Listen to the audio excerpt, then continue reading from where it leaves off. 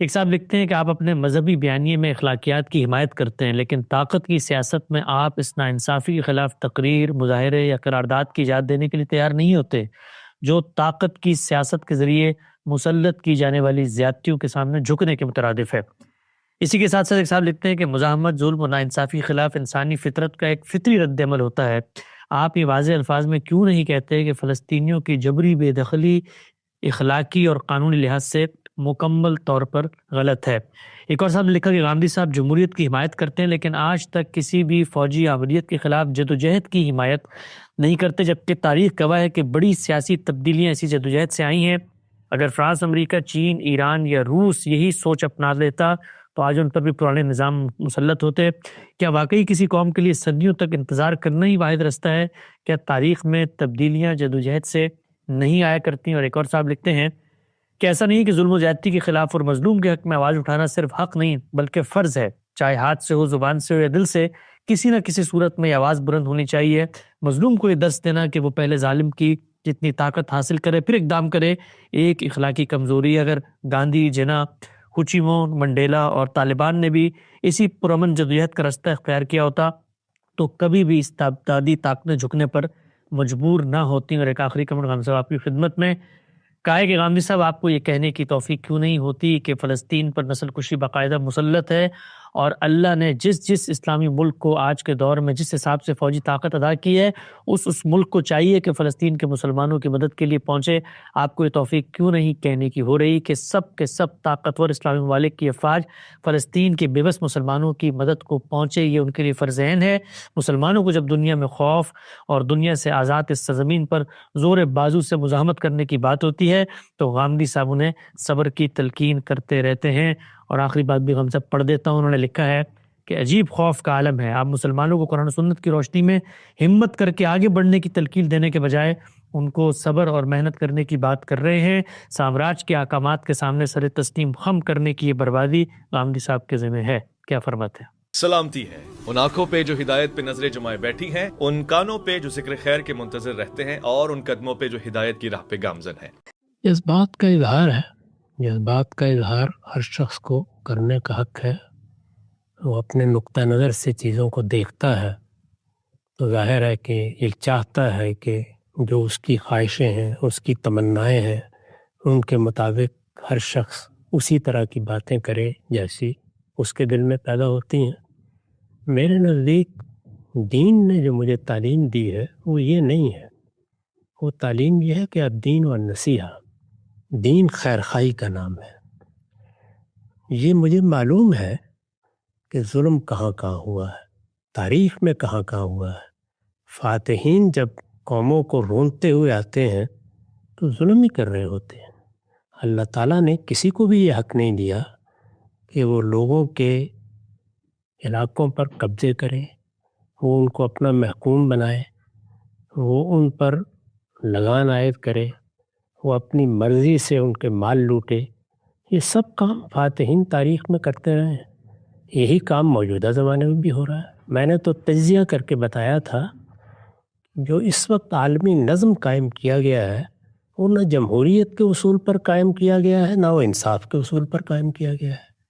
اگر وہ جمہوریت اور انصاف کے کسی اصول کو مانتا ہی نہیں ہے تو اپنی ذات میں ایک ظالمانہ نظم ہے۔ یہ نظم طاقت نے قائم کیا ہے، قوت اور سرمایہ فیصلہ کن ہوا ہے۔ اس کی پوری تاریخ میں نے عرض کر دی۔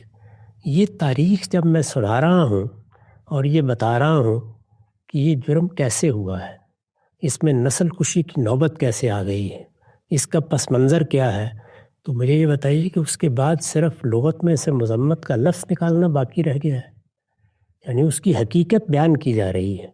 اس حقیقت کو بیان کر کے یہ عرض کیا گیا ہے کہ اب آپ نے اس کے معاملے میں کیا طریقہ اختیار کرنا ہے۔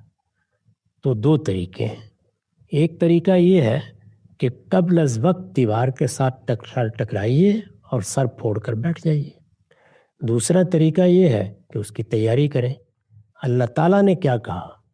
صحابہ کرام نے جب اپنے اندر یہ جذبہ محسوس کیا کہ ان کو ان کے گھر سے نکال دیا گیا، اللہ کے آخری پیغمبر کو اپنا وطن چھوڑنا پڑا ہے، وطن چھوڑنے ہی کا یہاں تقاضا کیا جا رہا ہے۔ اسرائیل کو قائم کر کے دنیا کی بڑی طاقتیں اس کی مدد کس لیے کر رہی ہیں کہ وہ وہاں پر اپنی سلطنت قائم کرنے میں کامیاب ہو جائے. اس کی سلطنت کے راستے میں ایک قوم رکاوٹ بنتی ہے، اس کو اتنی بڑی تعداد میں باہر دھکیل دیا جائے کہ جس سے آبادی کا تناسب دنیا کے اس وقت کے قواعد کے مطابق اسرائیل کی بالادستی کو قبول کر لیں. یہی چیز ہے نا جو کی جا رہی ہے. یہ نا انصاف کے اصول پر کی جا رہی ہے، نہ یہ خیرخواہی کے اصول پر کی جا رہی ہے، نہ یہ جمہوریت کے اصول پر کی جا رہی ہے. اس میں قوت اور سرمایہ وہ اپنا اظہار کر رہا ہے. اور میں نے عرض کیا تھا کہ یہ اظہار عالمی سطح پر ہوا تھا، جس میں ہمیں شکست ہوئی، مسلمانوں کو شکست ہوئی. ان کی تینوں بڑی سلطنتیں صفحہ ہستی سے مٹا دی گئیں. اس کے بعد وہ کسی پوزیشن میں نہیں تھے. یہ فلسطین جس کا ذکر ہو رہا ہے، اس پر برطانیہ نے قبضہ کر لیا تھا. جنرل ایلن بھی یہاں فاتح کی حیثیت سے داخل ہو گئے تھے. اس قبضے کے بعد فاتحین نے اس کا بھی فیصلہ کیا اور دوسرے مسلمان ملکوں کو بھی جو کچھ انہیں دینا تھا اس کا فیصلہ کیا. اس میں اب ظاہر ہے کہ یہاں تو ابھی نکلنے کا عمل ہے. اللہ کے پیغمبر کو، اس کے ساتھیوں کو نکال دیا گیا ہے، انہیں وطن چھوڑنا پڑ گیا ہے، مکے سے نکال دیا گیا، ان کے گھروں سے نکال دیا گیا ہے. قرآن نے اس کی تصویر کہتی ہے اخرجوا من دیارہم. اس موقع پر اللہ تعالیٰ نے کیا کہا؟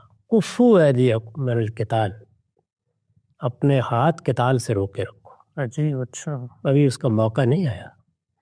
اس کے بعد کیا کہا ہے؟ ابھی نماز کا اہتمام کرو، اللہ کو یاد کرو، ابھی صبر کا موقع ہے. یعنی یہ موقع ہے جس کے لحاظ سے بات کہی جا رہی ہے. اس میں اس سے کس نے روکا ہے کہ آپ اپنے جذبات کا اظہار کرنا چاہتے ہیں کر لیں، آپ کوئی جلسہ کرنا چاہتے ہیں ضرور کریں، کوئی جلوس نکالنا چاہتے ہیں ضرور نکالیں. اس سے حاصل کیا ہوگا؟ یعنی اس موقع پر اگر اس سے کچھ حاصل ہوتا ہے تو میں بھی اس کی ترغیب دوں. جذبات کا اظہار ہو جائے گا تو جذبات کا اظہار کرنے سے میں نے کبھی نہیں روکا. یہ جن لوگوں کا ذکر کیا گیا ہے، یہ آپ دیکھیے کہ یہ تاریخ کے کس مرحلے پر بر صغیر میں نمودار ہوئے. یہ وہ مرحلہ ہے جب اس طرح کے سارے اقدامات کرنے کے بعد آخری درجے کی شکست ہو گئی. کس کس کو ہوئی؟ سب سے پہلے اگر آپ غور کریں تو جس وقت مغربی قومیں آنا شروع ہوئی ہیں تو یہ ساحلی علاقوں سے داخل ہو رہے تھے. وہاں کے راجوں مہاراجوں نے ذرا تاریخ پڑھے، مزاحمت کی ہے. اس مزاحمت میں کوئی کامیاب نہیں ہوا. جگہ جگہ ان سواحل پر کہیں پرتگیزیوں کی، کہیں انگریزوں کی تجارتی کوٹھیاں قائم ہونی شروع ہو گئیں. یہی بر صغیر تھا. یعنی یہ 15ویں صدی سے سلسلہ شروع ہوا ہے. کسی مزاحمت میں کامیابی نہیں ہوئی. سراج الدولہ کی مزاحمت کا کیا انجام ہوا؟ سلطان ٹیپو کی مزاحمت کا کیا انجام ہوا؟ سکھوں کی جو حکومت قائم ہو گئی تھی پنجاب میں، اس کی مزاحمت کے لیے سید احمد شہید نے جہاد کا علم بلند کیا. اور لوگ غلط نہیں کہتے کہ جو لوگ نکلے انہوں نے اپنی سعادت، صلابت، تقوی، پرہیزگاری اور جہاد کے جذبے کے لحاظ سے صحابہ کے دور کی یاد تازہ کر دی. اس میں بھی آخری دن وہ شکست ہوئی کہ ایک المناک داستان ہمارے سامنے آ گئی. آخری دن کی اگر کبھی آپ تاریخ پڑھیں، جس وقت سید احمد شہید اور شاہ اسماعیل آخر میں نکلے ہیں، تو یہ معلوم ہوتا ہے کہ اب اس کے بعد کوئی راستہ باقی نہیں رہ گیا. یعنی شہادت ہی ہے جس کو اب آدمی اختیار کر سکتا ہے، کامیابی کے کوئی امکانات نہیں. اس کے بعد یہ وسط ایشیا میں دیکھیں، امام شامل، امام منصور، سوڈان میں دیکھیں مہدی سوڈانی، ایک ایک کو شکست ہوئی ہے. یہ آج کی داستان ہے. اسی طرح شاملی کا جہاد، 1857 کی بغاوت، یہ سب کچھ کے بعد مسلمانوں کو اور مسلمان ہی نہیں دوسری قوموں کو بھی ان کی قیادت نے بتایا کہ یہ لڑنے کا وقت نہیں ہے. اس میں طاقت کا ایسا توازن قائم ہو گیا ہے، اسلحے کا اتنا فرق واقع ہو گیا ہے، بحری قوت میں اتنا زیادہ تغیر آ گیا ہے کہ اب لڑا نہیں جا سکتا. لڑا نہیں جا سکتا تو کفوا ایدیکم من القتال، اس وقت اپنی تعمیر میں لگ جاؤ. چنانچہ سر سید نے یہی منادی کی. یہ اس کا نتیجہ تھا کہ وہ قیادت پیدا ہوئی جس نے مغرب کی یونیورسٹیوں میں جا کے تعلیم پائی، جس نے ان کے قاعدے سیکھے، ان کے اصول سیکھے، جس نے ہندوستان میں ان کے نظام کو ان کے سکھائے ہوئے قواعد کے مطابق اور ان کی دی ہوئی آزادی کے لحاظ سے چیلنج کرنا شروع کیا. اور وہ چیلنج بھی کیا انہوں نے ہتھیار پکڑ کے کیا، انہوں نے سیاسی طریقے اختیار کیے. تو سیاسی طریقوں کو اختیار کرنے سے تو میں نے کبھی نہیں روکا. یعنی لوگ اختیار کریں، ان کی سیادت اختیار کریں، ان کی قیادت اختیار کریں. اگر وہ ان سیاسی طریقوں سے کوئی فائدہ حاصل کر سکتے ہیں ضرور حاصل کریں. یہ بھی محض خیال خام ہے کہ ان سیاسی طریقوں کے نتیجے میں آزادی مل گئی. آزادی کے ملنے کا باعث دوسری جنگ عظیم میں جو کچھ حالات پیش آئے وہ بنا. اگر یہ دونوں جنگیں نہ ہوتی تو ابھی 100 سال اور حکومت کرنا ممکن تھا. حالات ایسے پیدا ہو گئے اور اللہ تعالیٰ پیدا کرتا ہے. تو یہی بات ہے جو بتائی جا رہی ہے کہ تیاری کریں، اپنے آپ کو اپنے پاؤں پر کھڑا کریں، اس قابل بنائیں کہ آپ علم میں، آپ اخلاق میں دنیا کی قوموں میں سر اٹھا کے کھڑے ہو سکیں. آپ کے پاس وہ اسباب پیدا ہو جائیں جو اگر لڑ کر کوئی چیز حاصل کرنی ہو تو اس کے لیے ضروری ہے. اس میں میں نے عرض کیا تھا کہ جس وقت آپ لڑنے کا فیصلہ کرتے ہیں تو ہمارے دین کی روح سے جو قرآن نے سکھایا ہے ہم کو وہ یہ ہے کہ پہلے یہ دیکھو کہ کیا فتح یقینی ہے. اگر فتح یقینی ہے، سخت بزدل ہے جو آدمی لڑنے کے لیے نہیں نکلتا. اگر امکان ہے فتح کا، یعنی معلوم ہوتا ہے کہ جائزہ لینے کے بعد ہم اس نتیجے پر پہنچے ہیں کہ ظن غالب یہی ہے کہ فتح ہو سکتی ہے، پھر بھی آپ کو حق ہے، آپ ضرور لڑنے کے لیے اٹھیں. اسی خیال سے اسرائیل پر سارے ہی مسلمان ملکوں نے جو قریب ہیں مل کر بھی حملے کیے ہیں. 2 مرتبہ یہ جنگ ہوئی ہے، اس میں بھی شکست ہو، کچھ بھی نہیں کیا جا سکا. تو اس طریقے سے اپنی طاقت کا جائزہ لے دیں. امکان ہے اس بات کا. اگر یہ معلوم ہو کہ کوئی امکان ہی نہیں ہے تو پھر جہاد نہیں ہوتا، پھر مزاحمت نہیں ہوتی، پھر خودکشی ہوتی. اس وقت خودکشی سے روکا جا رہا ہے. یہ خودکشی ہوئی ہے جس میں ہزاروں کی تعداد میں بچے مرے ہیں، جس میں اتنے بڑے پیمانے کے اوپر لوگوں کی جان و مال کا نقصان ہوا ہے، جس میں ایک پوری قوم کی، اس میں کوئی شک نہیں، نسل کشی کی نوبت آ گئی. یہ سب ہوا ہے. اس کو دیکھنے کے بعد اب بھی خیال یہ ہے کہ آپ نے اس طرح کی مزاحمت کو جاری رکھنا ہے. یہ لیڈرشپ جس کا ذکر کیا گیا ہے، ان کا اصل کمال یہی تھا کہ انہوں نے 1857 کے بعد یہ اندازہ کر لیا یہ لڑنے کا وقت نہیں ہے، اس وقت کچھ دوسرے طریقے اختیار کرنے چاہیے. تو پورا منظر آئے. چنانچہ گاندھی کے بارے میں تو ہم جانتے ہیں کہ وہ عدم تشدد کے پیغمبر بن کر اٹھے. نان وائلنس، یہی چیز ان کا ترہ امتیاز ہے. مقصد ہی یہ تھا کہ ہم لوگ اس پوزیشن میں نہیں ہیں کہ ہم لڑ سکیں. جب ہم اس پوزیشن میں نہیں ہیں تو ہماری جدوجہد بھی سر تسر قانون کے اندر، قاعدوں کے اندر ہونی چاہیے، اور وہ نان وائلنس کی بنیاد پر، عدم تشدد کی بنیاد پر ہونی چاہیے. خود قائد اعظم کی ساری جدوجہد آئینی جدوجہد ہے، سیاسی جدوجہد ہے. تو سیاسی جدوجہد، آئینی جدوجہد، وہ تو زیر بحث ہی نہیں ہے. جس چیز سے روکا جاتا ہے وہ مسلح اقدام ہے. نہ مسلمان اس کی پوزیشن میں ہے، نہ اس میں فتح کے کوئی امکانات ہیں. اور میں نے تجزیہ کر کے بتایا تھا کہ جن عالمی طاقتوں نے نظم قائم کیا ہے، یہ جنگ اصل میں نہ کہیں بھارت کے خلاف ہے، نہ کہیں یہ اسرائیل کے خلاف ہے، یہ اس عالمی نظم کے خلاف ہے. جب آپ اس عالمی نظم کو شکست دینے کی پوزیشن میں آ جائیں گے تو پھر ہم بھی پہلی صف میں کھڑے ہوں گے انشاءاللہ. لیکن جب تک یہ نوبت نہیں آتی اس وقت تک مسلمانوں کے ساتھ، ان کی قیادت کے ساتھ، ان کے افراد کے ساتھ خیر خواہی کا تقاضا یہی ہے کہ ہاتھ پکڑ کر ان کو کہا جائے کفو ایدیکم علی القتال. اس وقت اپنے ہاتھ قتال سے روک کر کھڑے ہو جاؤ. یہی قرآن نے صحابہ کو کہا تھا. پھر موقع آیا تو اذن دیا، اور پھر وہ موقع آیا کہ جس کے بعد طاقت کا توازن درست ہوا، اب حکم دے دیا کہ اب تم قتال کر سکتے ہو. یہ طریقہ ہے جو اللہ کی کتاب سے ہم نے سیکھا ہے. اس کو سامنے رکھ کر لوگوں کی رہنمائی کرنی ہے. لوگ کیا کہتے ہیں، وہ کیا تقاضے کرتے ہیں، وہ جانیں. جو کچھ دین سے میں نے سیکھا ہے وہ یہی ہے کہ جب آپ لڑنے کی پوزیشن میں نہیں ہوتے تو پھر آپ کو اپنی قوم کو، اپنی قوم کے جان و مال کو، اپنے بچوں کو کبھی خطرے میں نہیں ڈالنا چاہیے. پھر اچھی قیادت کا کام یہ ہے کہ وہ ان کے لیے امن کے راستے تلاش کرے، ان کے اندر اپنی قوم کی تعمیر کے مواقع پیدا کرے. اس میں صبر بھی کیا جاتا ہے.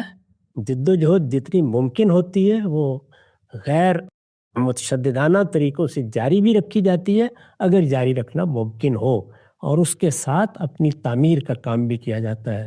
یہ تعمیر ہے جس کی دعوت قرآن نے دی تھی کہ تم لوگوں کے اندر جتنی استطاعت ہے اس کے لحاظ سے تیاری کرو، اس کے لحاظ سے اپنے گھوڑے تیار کرو، اس کے بعد میدان میں اترنے کا موقع بھی آ جائے گا۔ چنانچہ یہ کہا ہے، ان لوگوں کا حال یہ ہے کہ جب انہیں کہا جا رہا ہے کہ اپنے ہاتھ روک کر رکھو تو اب یہ بڑھ بڑھ کر باتیں کرتے ہیں، اور یہی حال ہمارا ہے۔ یعنی ہم اپنی جگہ پہ بیٹھے ہوئے ہیں اور ہمیں اس کا احساس ہی نہیں ہے کہ کتنا بڑا نقصان ان لوگوں کو پہنچا ہے، کس صورتحال سے وہ دوچار ہوئے ہیں، اس وقت اپنے وطن سے کیسے بے وطن ہوئے ہیں، کس طرح سے ظالم ان کے بارے میں یہ تجویزیں پیش کر رہے ہیں کہ اب ان کو دنیا میں کہیں بکھیر دیا جائے اور وہاں پر تفریح گاہیں بنا دی جائے۔ یہ صورتحال کیسے پیدا ہوئی ہے، اس کے اسباب پر غور کرنا چاہیے۔ اگر دل درد مند سینے میں دھڑکتا ہے تو وہی بات کہنی چاہیے جو قرآن نے کہی ہے کہ کفوا ایدیکم علی القتال، یہ لڑنے کا موقع نہیں ہے، یہ اپنی تعمیر کا موقع ہے اور صبر کے ساتھ اللہ کے فیصلے کے انتظار کا موقع ہے۔ اسی کو اللہ تعالیٰ نے اپنے پیغمبر کو کہا، وَاصْبِرْ لِحُکْمِ رَبِّکَ، اللہ کے فیصلے کا انتظار کیا کرو۔ اللہ کا فیصلہ دوسری جنگ عظیم کے بعد ہوا، اس وقت کی بڑی طاقتوں کے خلاف، اس کے نتیجے میں وہ نیم خود مختاری آپ کو ملی ہے۔ اللہ تعالیٰ نے اس کے مواقع پیدا کیے تھے، تو اس میں کامیابی کن لوگوں کو ملی؟ ذرا مجھے بتا دیجئے کہ کہاں لڑنے والوں کو ملی، کہاں مزاحمت کرنے والوں کو ملی؟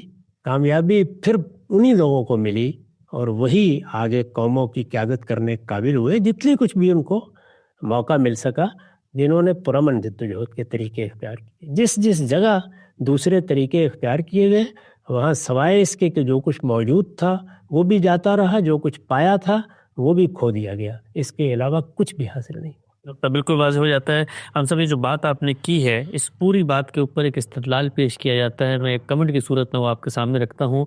یہ کہا گیا ہے کہ غامدی صاحب کی گفتگو سننے کے بعد بزدلی کے جذبات پیدا ہوتے ہیں۔ یہ بالکل وہی منطق لگتی ہے کہ جب لوگوں نے کہا تھا کہ موسیٰ تم جاؤ اور تمہارا رب جا کر لڑو، جب فتح ہو جائے تو ہم اس شہر میں داخل ہو جائیں گے۔ یہ کچھ نہیں کرتے، نہ لڑتے ہیں، نہ ہمت دلاتے ہیں، بلکہ جو ہمت پیدا کر رہے ہیں ان کی ہمت کو بھی توڑ دیتے ہیں۔ کیا غامدی صاحب کو طالبان کی فتح نظر نہیں آتی؟ ہم سب یہ جو پورا آپ نے بتایا ہے، جتنے لوگوں کا ذکر کیا بر صغیر کے اندر جو مزاحمتی تحریکیں اٹھیں، اور اسی طرح سے سوڈان میں، مصر میں، باقی جگہوں کے اوپر ایک مثال پورے کے پورے مقدمے کو ریفیوٹ کرنے کے لیے پیش کی جاتی ہے کہ یہی بندہ سرائی اور مرد کوہستانی تھے، اور بغیر کسی تیغ و سنا کے انہوں نے نیٹو کے 44 ممالک کو ناکو چنے چبا دی اور سلطنت سے بھاگنے پر مجبور کر دیا، اور آج اسی جگہ پر پوری شان و شوکت کے ساتھ طالبان کا اقتدار قائم ہے جیسے 2001 میں قائم تھا۔ تو نہ مال تھا، نہ ٹیکنالوجی تھی، نہ کوئی پیسہ تھا، نہ کوئی ان کے پاس افرادی قوت تھی، لیکن خدا پر بھروسہ تھا، ہمت تھی، جذبہ تھا، لگن تھی، جہاد کا شوق تھا۔ اس کے نتیجے میں چشم فلک نے دیکھا کہ نیٹو وہاں سے بھاگ گیا۔ یہ وہ مغالطے ہیں جن میں اصل میں ہم اپنے آپ کو بھی مبتلا کرتے ہیں، اور اس طرح اپنے آپ کو دھوکہ دے کر ایک صورتحال کا دوسری صورتحال پر اطلاق کرنا شروع کر دیتے ہیں۔ یہ میں نے اتنی مثالیں آپ کو دیں جس میں جو لوگ اٹھے وہ کیا سیرت کردار کے لحاظ سے کوئی کمزور لوگ تھے؟ کیا انہوں نے بہادری میں کوئی کمی کی تھی؟ ان میں سے کسی میں بھی کامیابی نہیں ہوئی۔ اب ذرا یہاں کی صورتحال دیکھ لیجیے، یعنی یہاں کی صورتحال کیا ہے؟ یہاں کی صورتحال یہ ہے کہ دنیا کی کسی قوم نے یہ فیصلہ نہیں کیا تھا کہ وہ یہاں اپنی حکومت قائم کرے گی، یعنی مزاحمت کا وہ میدان ہی نہیں۔ اسرائیل وہاں اپنی حکومت قائم کیے ہوئے ہے، ایک قوم کو دنیا بھر سے لا کے وہاں آباد کیا گیا ہے، فاتح قوتوں نے اس کی پشت پناہی کا فیصلہ کیا ہے، وہ قوم وہاں موجود ہے، اس نے اپنی ایک حکومت قائم کر لی ہے، اور عالمی طاقتوں کی پشت پناہی میں وہ اس حکومت کا دفاع کر رہی ہے۔ افغانستان میں ایسی کون سی صورتحال پیش آ گئی تھی؟ افغانستان میں جتنی قوتیں بھی آئیں وہ سب کی سب ذرا اندازہ کیجئے کس طریقے سے آئیں۔ میں پہلے دور کی بات نہیں کرتا، اس میں تو پھر بہت سے دوسرے معاملات بھی زیر بحث آ جائیں گے۔ امریکہ وہاں سے چلا گیا اس لیے کہ وہ روس کو یا سوویت یونین کو آگے بڑھنے سے روکنے کے لیے آئے تھے، اور دنیا جانتی ہے کہ اس وقت فیصلہ کن حیثیت امریکہ کی مدد ہی سے حاصل ہوئی تھی۔ چنانچہ سوویت یونین کا خاتمہ کرنے میں امریکہ کامیاب ہو گیا. یعنی دو بڑی قوتوں کے درمیان جو ایک سرد جنگ کی صورتحال تھی اس میں امریکہ کو فیصلہ کن فتح ہو گئی. اس کے لیے ہم نے اپنا میدان پیش کیا، اپنے لوگ پیش کیے، اس میں کامیابی بھی انہی کو ہوئی. انہوں نے وہاں سے ساز و سامان سمیٹا اور چلے گئے. وہاں کیا ہوا؟ یعنی وہ سب لوگ جن کو استعمال کیا گیا تھا وہ اب ایک دوسرے کا خون بہانے لگ گئے. اس میں جو کچھ ہوا ہے وہ ایک دردناک اور المناک باب ہے تاریخ کا. یعنی آپ یہ دیکھیے کہ اس میں کس طریقے سے کابل کے باہر مسلمانوں ہی کے مختلف گروہ ایک دوسرے کے خون کے پیاسے ہوئے کھڑے تھے. ایک داخل ہوتا تھا، دوسرا اس کو مارتا تھا، دوسرا داخل ہوتا تھا، تیسرا اس کو مارتا تھا، یہاں تک کہ بیت اللہ میں جا کے معاہدات کرانے کی کوشش کی گئی، اس میں بھی کامیابی نہیں. یہ نتیجہ نکلا اسی افغانستان میں. اس نتیجے کے بعد ایک ملک نے، پاکستان نے، وہاں پر فیصلہ کیا کہ امن قائم کرنے کا اقدام اب ہمیں ہی کرنا ہے. چنانچہ طالبان کو ایک حکومت کی پشت پناہی میں وہاں داخل کیا گیا. اس سے کون انکار کر سکتا ہے؟ پوری قوت کے ساتھ ایک بڑا ملک جس کی فوج دنیا کی 10ویں بڑی فوج ہے وہ پشت پر آیا، اور کیونکہ خالی میدان تھا وہاں پہ ان کی حکومت قائم ہو گئی. 5 سال تک وہ حکومت قائم رہی. جس طریقے سے ہم بالعموم کرتے ہیں وہی ہوا. یہ آپ جانتے ہیں کہ وہاں اسامہ بن لادن، وہاں دوسری بہت سی قوتیں جمع ہوئیں، اور اس کے بعد وہ حادثہ ہوا جس کو امریکہ کی تاریخ کا ایک بڑا حادثہ کہا جاتا ہے. اس حادثے کے بعد ان مجرموں کو، جن کو انہوں نے مجرم سمجھا، ان مجرموں کو سزا دینے کے لیے امریکہ بھی حملہ آور ہوا، نیٹو کے ممالک بھی حملہ آور ہوئے. چند ہفتوں کے اندر اندر انہوں نے صفایا کر کے رکھ دیا. طالبان کی حکومت بھی ختم ہو گئی. نہ پرندے اترے، نہ نصرت آئی، کچھ بھی نہیں ہوا. خاتمہ ہو گیا ہر چیز کا. ہر چیز کا خاتمہ کر دینے کے بعد یہ اطمینان سے واپس آ جاتے ہیں. جو حماقت انہوں نے کی وہ یہ کہ یہاں افغانوں کی ایک جمہوری حکومت قائم کرنے کی صحیح کی جائے. یعنی یہ فیصلہ نہیں کیا جائے گا کہ اب ہم یہاں اپنی حکومت قائم رکھیں گے. نہ یہ فیصلہ نیٹو نے کیا تھا، نہ امریکہ نے کیا تھا، نہ عالمی قوتوں نے کیا تھا. افغانستان اپنے حالات، اپنے پس منظر اور یہ جو کچھ ہوا ہے اس کو ملحوظ رکھ کے دیکھا جائے تو جمہوری حکومت کے قیام کے قابل ہی نہیں تھا. چنانچہ ایک لمبے عرصے تک، کم و بیش 20 سال تک امریکہ نے وہاں رہ کر وہ حکومت قائم کی، دستور بنایا، اس کو چلا کے دکھایا، اور یہ توقع کی کہ یہ لوگ اپنے پاؤں پر کھڑا ہو کر افغان قوم ایک حکومت بنانے کے لیے کامیاب ہو جائے.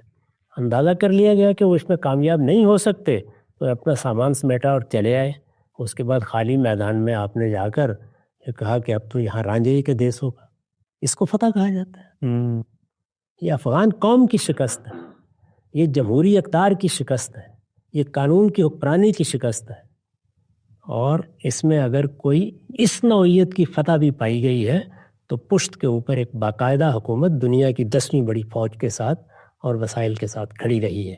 اس نے اپنے مقاصد کے لیے کہ ہماری یہ سرحد محفوظ ہو جائے پناہ دی ہے، مدد کی ہے، تربیت کی ہے، یہ سارے کام کیے ہیں. یہ کیا داستان ہے جو سنائی جا رہی ہے؟ اس کی حقیقت وہ نہیں ہے جو لوگ بیان کرتے ہیں. تو بالکل واضح ہو گیا ہے جس چیز کو عام طور پہ فتح سے تشبیہ دی جاتی ہے وہ حقیقت میں کیا ہے. اور ہم سب یہ جب سب کچھ ہوا تو کیا کبھی ایسا بھی ہوا ہے دنیا میں کہ جب فتح ہو رہی ہو تو باقاعدہ امن معاہدے لکھے جا رہے ہوں، اس میں طے کیا جا رہا ہو کہ امریکہ کی سلامتی پر، اس کے وسائل پر طالبان کی سرزمین استعمال نہیں ہوگی؟ پھر تو طالبان فاتح تھے تو وہ دنیا میں آگے بڑھ کے اعلان کرتے کہ ہم نے امریکہ کو شکست دے دی ہے، اور اس کے بعد جہاں پر ہمارا دل چاہے گا وہاں پر ہم امریکی وسائل کو قبضے پہ کر لیں گے. یہ اور خاص طور پر جو ابھی ایران پشت پناہی کر رہا تھا اس میں تو پھر سب سے بڑھ کر ان کو کرنی چاہیے. یہاں سے تو کوئی آواز بھی نہیں اٹھی. تو اس لیے صورتحال یہ نہیں ہے، یہ ہم اپنے آپ کو دھوکہ دیتے ہیں. تو میں اس طرح کی تنقیدوں کے نتیجے میں مذمت کے الفاظ کہہ کر یا فلاں لفظ کہہ کر یا فلاں بات کر کے لوگوں کو دھوکہ نہیں دینا چاہتا. میرے نزدیک بالکل واضح صورتحال ہے کہ اس وقت جو عالمی نظم قائم ہے جب تک اس میں تبدیلی نہیں آتی، وہ تبدیلی ظاہر ہے کہ ایسا نہیں ہے، اللہ تعالیٰ کا قانون ہے، تلک الایام نداولها بین الناس. تبدیلیاں آنی ہیں، وہ آتی ہیں. جب تک وہ تبدیلی نہیں آتی اس وقت تک اس کے کوئی امکانات نہیں ہیں کہ کوئی مسلح جد و جہد کامیاب ہو جائے. جب یہ بات نظر آ رہی ہے آنکھوں کے سامنے ہے تو پھر ایک ہی راستہ رہ جاتا ہے، اور وہی ہے کہ صبر کے ساتھ جو کچھ ملا ہے اس پر اللہ کا شکر ادا کیا جائے اور اپنی تعمیر میں مصروف ہو کر اپنے آپ کو اس قابل کیا جائے کہ دنیا کی آنکھوں میں آنکھوں ڈال کر آپ انصاف حاصل کر سکیں۔ انصاف قوت سے حاصل ہوتا ہے بین الاقوامی معاملات میں، وہ بین الاقوامی قانون کے حوالے دینے سے حاصل نہیں ہوتا۔ تو بالکل واضح ہو گیا۔